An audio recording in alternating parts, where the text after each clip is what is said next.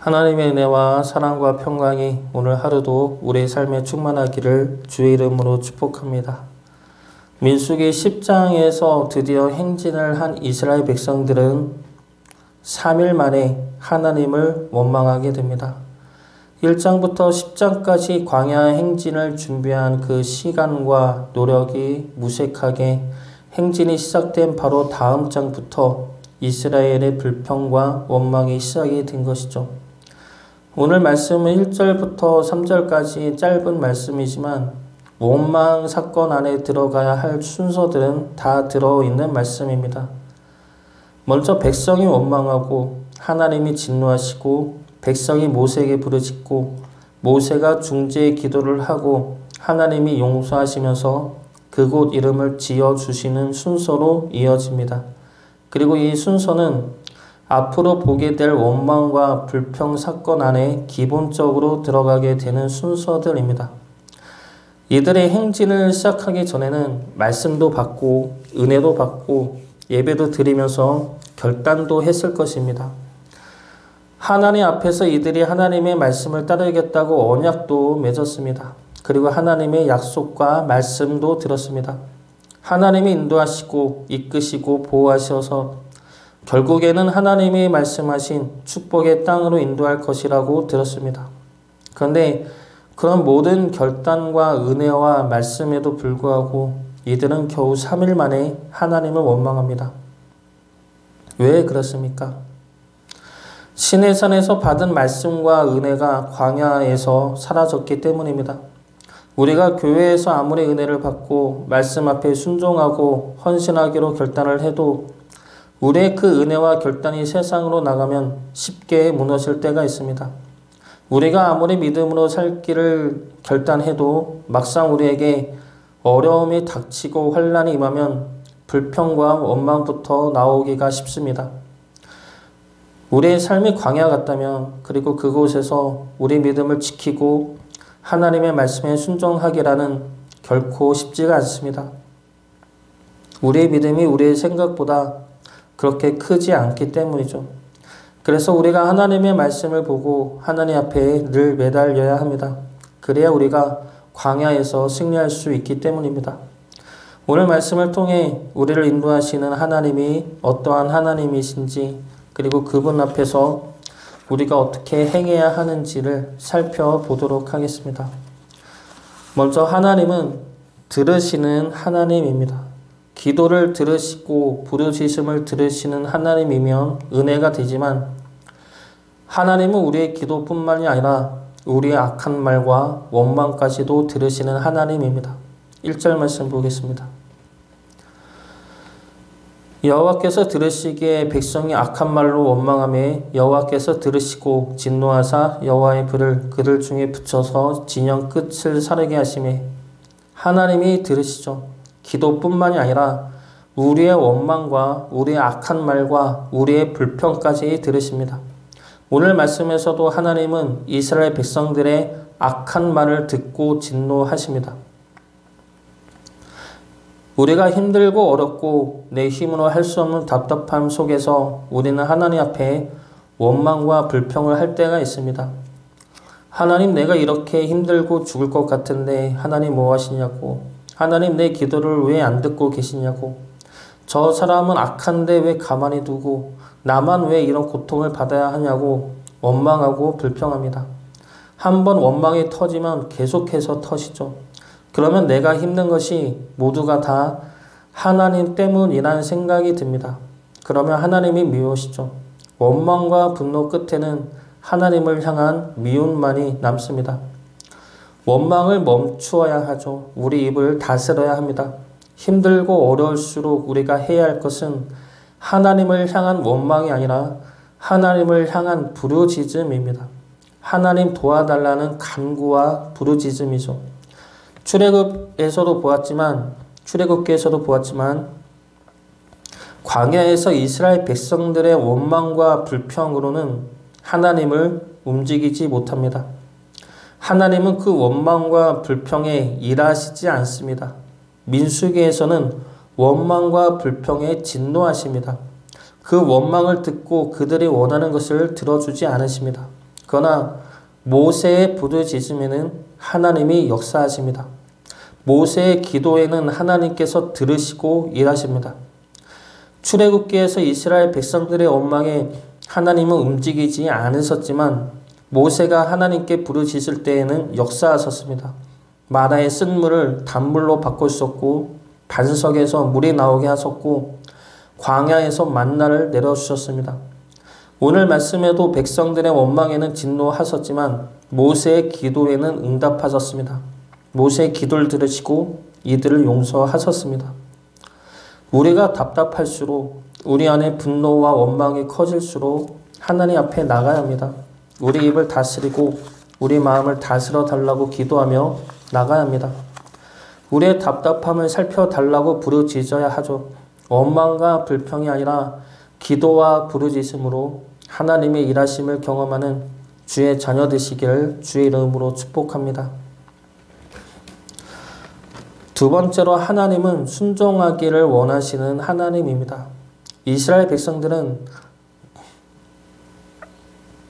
하나님께 악한 말로 원망을 하죠. 원망의 이유는 정확히 모르나 물에 의한 갈증으로 추측을 하고 있습니다. 왜냐하면 출애굽 때에도 사흘을 걷고 물이 없어 원망을 한 사건이 나오기 때문입니다. 출애굽기 15장 22절부터 24절까지 말씀입니다. 모세가 홍해에서 이스라엘을 인도하며 그들이 나와서 수르 광야로 들어가서 거기서 사흘길을 걸었으나 물을 얻지 못하고 마라 이르렀더니 그곳 물이 써서 마시지 못하겠으므로 그 이름을 마라라 하였더라. 백성이 모세에게 원망하여 이르되 우리가 무엇을 마실까 하매 홍해를 건너 3일 동안 걸었는데도 물이 나오지 않아 이스라엘 백성들은 하나님을 원망하죠. 이번에도 물로 인한 갈증으로 이스라엘 백성들은 하나님을 원망한 것으로 보고 있습니다. 그런데 원망을 악한 말로 하죠. 이들이 왜 이렇게 악한 말로 원망을 합니까? 이들에게 있어서 중요한 것은 자기 자신이기 때문입니다. 내가 힘들어 죽을 것 같으니까 하나님을 원망하고 불평하는 겁니다. 하나님이라면 나를 보살피고 도우시고 보호해야 할 존재로 보기 때문입니다. 내가 하나님을 위해 있는 것이 아니라 하나님이 나를 위해 은혜를 베풀어야 한다고 생각하는 것이죠. 그래서 이들은 악한 말로 하나님을 원망하는 것입니다. 그러나 하나님은 이들을 어떻게 바라보고 계십니까? 오늘 말씀에서 하나님은 이스라엘 백성들을, 이스라엘 자손들을 백성이라 부르십니다. 이전의 말씀에서 하나님은 이스라엘 백성들을 백성이라 부르지 않으시고 이스라엘 자손, 회중이라 부르십니다. 민수기의 백성이라 부르시는 말씀은 오늘 말씀 전에 두 번이 나옵니다. 5장 21절과 9장 13절에 두 번 백성이란 단어가 사용이 됩니다. 그러나 이때 쓰인 백성은 하나님의 백성이라기보다는 친척이라는 의미로 쓰인 단어입니다. 그래서 오늘 말씀부터 하나님은 이스라엘 자손을 내 백성이라 부르고 계시는 겁니다. 그리고 오늘 말씀 바로 앞에 10장 29절과 32절을 보면은 토브라는 단어가 5번 나옵니다. 이 토브라는 단어는 언약과 동의어이고 그리고 복, 선한 것이란 뜻입니다.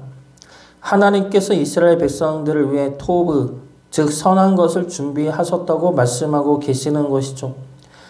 비록 광야길을 지나야 하지만 그 길마다 하나님께서는 쉴 곳을 준비하셨고 하나님께서 준비하신 토브, 즉 복과 선한 것을 준비하셨다고 말씀하고 있는 겁니다.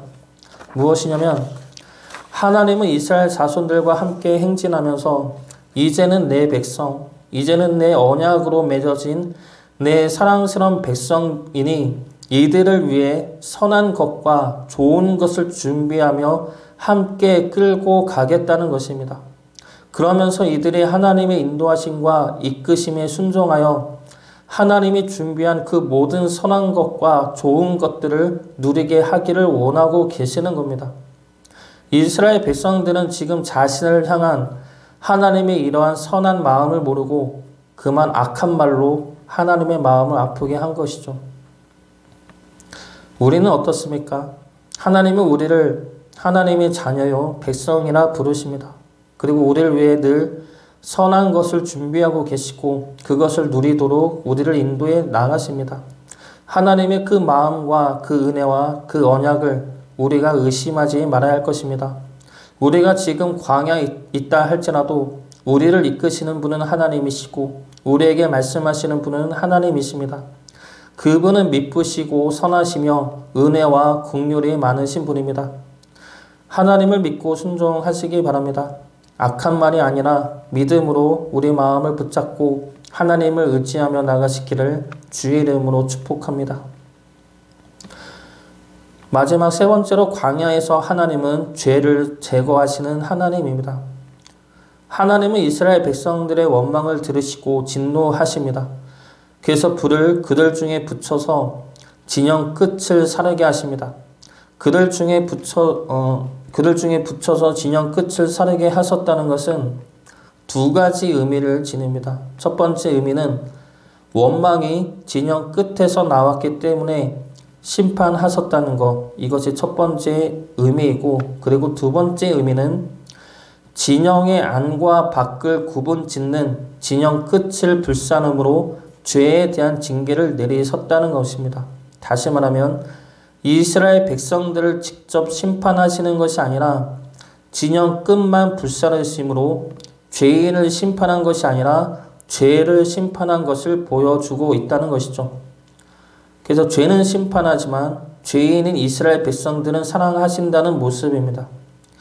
출애굽해서 시내산까지에서의 모습과 시내산에서 가나안 땅까지 갈 때 이스라엘 백성들의 원망에 대한 하나님의 대처는 다릅니다. 출애굽 때는 진노하지 않으시죠. 그러나 지금은 진노하십니다. 그리고 적극적으로 죄에 대하여 징계하시고 심판하십니다. 그 이유가 무엇입니까? 왜냐하면 이제 이들은 하나님의 백성이기 때문입니다. 하나님과 함께하는 백성이기 때문이죠. 그리고 이들 안에는 무엇이 있습니까? 성막이 있습니다. 이들 안에는 하나님이 계시죠.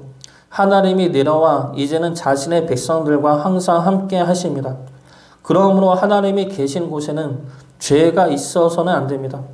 하나님은 우리와 함께하고 싶은 것이지 죄와 함께하고 싶은 것이 아니기 때문입니다. 우리 안에는 성령님이 계십니다. 성령님이 우리와 함께하시어 우리를 늘 이끄시고 인도하시며 우리를 위해 기도하고 계십니다. 그분의 이끄심을 받기 위해서는 우리 또한 우리 안에 있는 죄성들을 날마다 비워내야 합니다. 죄가 없을 수는 없습니다. 우리는 죄인이지만 구원받은 존재들이기 때문에 우리 안에는 죄성이 여전히 있습니다.